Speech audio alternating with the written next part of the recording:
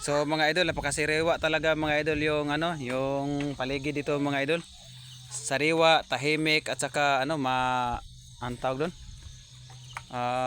Tahimik. Peaceful oh. Tiyo, mayong hapon.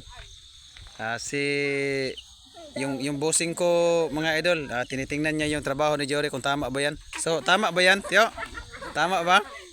So tama bang ginagawa niya?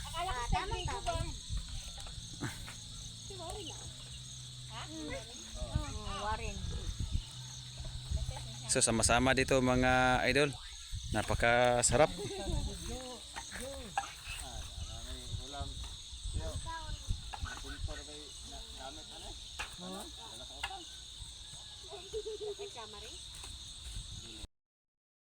Bye-bye.